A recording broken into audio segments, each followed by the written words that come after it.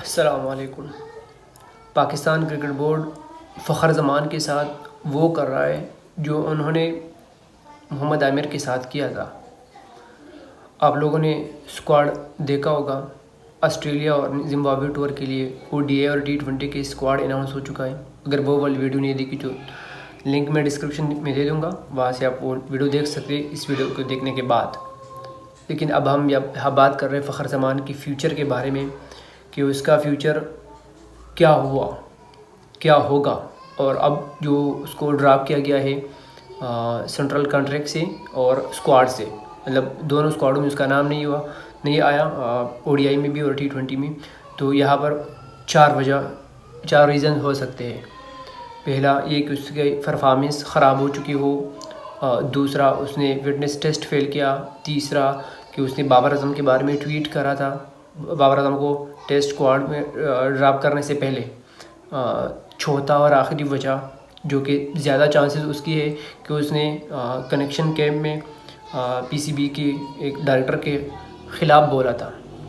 अब आते शुरुआत पहले वाली वजह पे कि जो फ़खर ज़मान की through out the career performance है वो 1-2-3 मैचेस में वो स्कोर नहीं करते, लेकिन फिर एक मैच आता है जो कि वो वन हैंडेडली मैच जितवा के देता है। वो हमारे पास उसकी मिसाल 2023 के ओडीआई वर्ल्ड कप में है न्यूजीलैंड के ख़िलाफ़। वो मैच आप देख सकते हैं।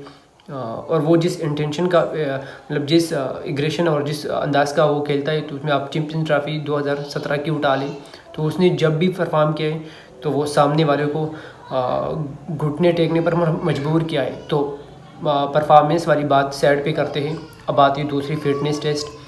अगर एक बंदा बहुत ज़्यादा फिट है लेकिन वो उसके पास स्किल्स नहीं है, अच्छा खेल नहीं सकते क्रिकेट को, तो आप उसको टीम में नहीं लेंगे। और ये है कि अगर बंदा फुली फिट नहीं है तो आप उसको टीम में रख रहे हो या उसको टाइम दे रहे हो कि बेजान आप अपने फिटनेस पर काम करें। अब फिर क्रिकेटर के लिए क्या होता है, फील्डिंग करना होता है और एज अ बैट्समैन आपको रनिंग बिटवीन द विकेट वो अच्छी करनी होती है। तो चैम्पियन कप में हमने देखा फ़खर ज़मान की, उसमें फील्डिंग में भी कोई मसला नहीं आया, उसकी रनिंग में भी कोई मसला नहीं आया। लेकिन ये होता है कि इन लोगों का फिटनेस टेस्ट ये होता है कि 2 मिनट में मेरे ख्याल से कुछ 10 मिनट में 2 किलोमीटर होते हैं, कुछ इस तरह से एक डिस्टेंस तय करना होता है कुछ लिमिटेड टाइम में। वो मेरे ख्याल से उन्होंने नहीं किया। और ये बहुत सारे खिलाड़ियों ने नहीं किया था। नुमान अली ने, जाहिद महमूद ने, उसके अलावा भी कुछ खिलाड़ी थे जो कि वो पाकिस्तान के लिए इंग्लैंड के ख़िलाफ़ टेस्ट में फिर उन्होंने खेला क्योंकि टीम को उनको ज़रूरत थी। अभी भी नुमान जो है उसको उसकी फ़िटनेस की वजह से मतलब सब्स्टिट्यूट उसके सामने लिखा है कि ये फ़िटनेस टेस्ट के बाद पता चल जाएगा कि ये कॉन्ट्रैक्ट में है या नहीं है। वो पीसीबी टाइम देता है 1 महीना 2 महीने, उसके बाद उनका टेस्ट हो जाता है। अगर आप पास कर लेते हो तो फिर वो कंसिडर कर लेते हैं आपको, वो सब्स्टिट्यूट वाला लफ्ज़ रिमूव किया जाता है। अब ये नहीं है क्रिकेट में कि खिलाड़ी ने स्टेडियम के आर पार मतलब छलांगे मारनी, इतने फिटनेस नहीं चाहिए बेचन, बस सिंपल वो जो दौड़ने का टेस्ट होता है वो होता है। तो फ़खर मेरे ख़्याल से फ़िटनेस टेस्ट का मसला नहीं होना चाहिए। हाँ, ये है कि आप उसको ऑस्ट्रेलिया टूर से ड्रॉप कर दिए और फिर आप उसको जिम्बाब्वे टूर से पहले उसको दोबारा फ़िटनेस टेस्ट लें और अगर वो पास करे तो फिर उसको शामिल कर दें। या इवन आप उसको जिम्बाब्वे वाले में अभी अनाउंस कर लेते हैं और सामने सब्स्टिट्यूट टू फिटनेस वो लिख लेते हैं, वो स्टार जो होता है वो लगा लेते हैं। लेकिन नहीं किया उन्होंने, तो मेरे ख्याल से फ़िटनेस वाला कोई मसला नहीं है। ये 2 मसले हो गए। तीसरे मसले पर आते हैं कि बाबर आजम के बारे में ट्वीट, तो उसने ट्वीट किया, आपने उनको शोकाज नोटिस भेजा, उन्होंने फिर जवाब आपको सबमिट किया कि मैं पीसीबी की रिस्पेक्ट करता हूँ, मैं इस इंस्टीट्यूट की रिस्पेक्ट करता हूँ और वो मुझे लगा कि वो मतलब राइट बात गलत बात हो रही है तो मैंने हक़ के लिए आवाज़ उठाई। बाकी मेरा कोई इंटेंशन गलत नहीं है, पीसीबी की हर फैसले का मैं एहतराम करता हूँ। तो मेरे ख्याल से आप उसको बाकी जो भी आप उसको पेनल्टी दे रहे हो तो वो आप दे सकते हो, लेकिन उन्होंने बात एक्सेप्ट कर दी। ठीक है, अब आते हैं चौथे और आखिरी वजह पे। तो वो एक बंदे ने कहा था कि पीसीबी जो है वो सबसे ऊपर है। भाईजान, पीसीबी सबसे ऊपर नहीं है। पीसीबी के अंदर कुछ लोग हैं जो कि सबसे ऊपर हैं, वो क्रिकेट की भी ऊपर है। वो यहाँ क्रिकेट को फ़रोग़ देने के लिए नहीं आए, वो क्रिकेटरों को सपोर्ट करने नहीं आए, वो यहाँ अपने मन मानी करवाने आए हैं। तो मेरे ख्याल से वो जो उन्होंने एनओसी के मामले पर पीसीबी के डायरेक्टर के ख़िलाफ़ आवाज़ उठाई थी, बात की थी कनेक्शन कैम्प के अंदर में अगेन के, तो वो कनेक्शन कैम्प के अंदर खिलाड़ियों से पूछा गया था आपको मसला क्या है जी। उन्होंने कहा यार हमें ज़हनी सुकून चाहिए खिलाड़ियों को, आप हमें डिस्टर्ब कर रहे हो एनओसी के मामले में, फ़िटनेस के, बस जो भी उनका उन्होंने बता दिया। और फिर उन्होंने एक बंदे को पॉइंट आउट किया, उस्मान वाहला नाम या क्या है, कि उसने मुझे कॉल की कि आप फिटनेस टेस्ट के लिए आ जाओ वेस्ट इंडीज़ से, वहाँ वो कैरिबियन प्रीमियर लीग खेलने गए थे। वो कहते जब मैं आया वो कहते ग्राउंड में चले जाओ। तो उसने कहा कि फिर वो टेस्ट नहीं लिया, मैं ऑफिस में पहुंचा, मतलब कई घंटे मैंने सफ़र किया और मैं डायरेक्ट आ गया। तो मेरे ख्याल से वो जो मामला है वो उनके अंदर मतलब रुका हुआ है और वो सारा गेम है। अब चलो मान लेते हैं कि फ़खर ज़मान ने ये सब चीज़ें उनके ख़िलाफ़ हो गई और उसको साथ ये हुआ। हारिस रऊफ़ स्क्वाड का हिस्सा है, वो किस हिसाब से स्क्वाड का हिस्सा है। T20 वर्ल्ड कप में उसकी परफॉर्मेंस हमने देखी, चैम्पियन कप में उसकी परफॉर्मेंस हमने देखी है। टॉप बॉलर आप देख ले चैम्पियन कप में, आपको अंदाज़ा हो जाएगा कि मोहम्मद हारिस रऊफ़ जो है वो किस पोजीशन पर है।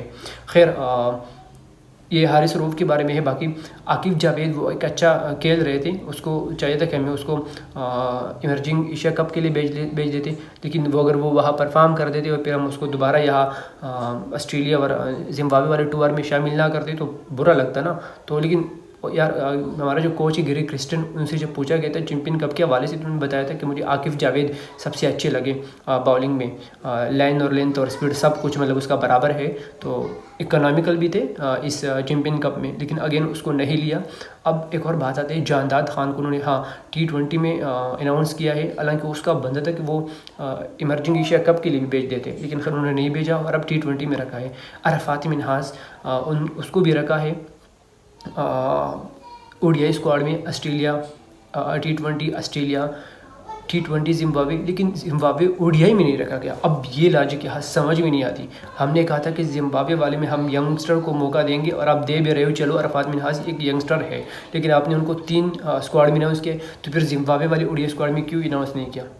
खैर ये उनके अपनी पर्सनल चॉइसेस है, लेकिन मैं बात यहाँ करता फ़खर ज़मान की। तो फ़खर ज़मान अब ओडीआई स्क्वाड से बाहर है, ओडीआई की जिम्बाब्वे और ऑस्ट्रेलिया इस तरह से T20 वाले स्क्वाड से सारे स्क्वाड से वो बाहर है। साउथ अफ्रीका का टूर है बीच में, उससे भी वो बाहर है, उसका भी स्क्वाड अनाउंस हो जाएगा बाद में, लेकिन वो उससे भी बाहर है। अब खिलाड़ी यहाँ पर ऑस्ट्रेलिया वाले दौरे पर नहीं गई, जिम्बाब्वे वाले दौरे पर नहीं गई, तो फिर आप उसको अगली इसके बाद जब हमारी चैम्पियंस ट्रॉफी आ रही है उसके लिए आप किस तरह उसको कंसिडर कर सकते हो। तो इसका ये मकसद है कि फ़खर ज़मान चैम्पियंस ट्रॉफी भी नहीं होगी, उसको सेंट्रल कॉन्ट्रैक्ट से भी निकाल दिया गया।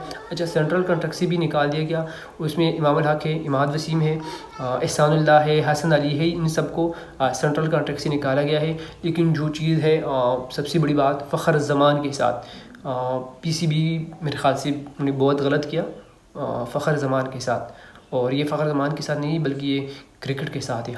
PCB वर्सेस फ़खर ज़मान, PCB विन, फ़खर ज़मान लूज़, और फ़खर ज़मान इस तरह है जिस तरह से मोहम्मद आमिर 2.0 मतलब वो बनने वाला है, वो बन भी जाएगा इस तरह से, क्योंकि PCB का जो रवैया जो अंदाज़ है उसके साथ मेरे ख्याल से बुरा हो गया। बस बाकी आप लोगों का जो भी राय हो इस पर तो कमेंट सेक्शन में बता दें, और हमारे इस चैनल को सब्सक्राइब कर दें। और आपने अगर स्क्वाड वाली वीडियो नहीं देखी तो पुराने सारे खिलाड़ियों का जो स्क्वाड है वो उसका वीडियो का लिंक मैंने डिस्क्रिप्शन में दे दूँगा, वहाँ से आप उसको देख सकते हैं। शुक्रिया आप सबका।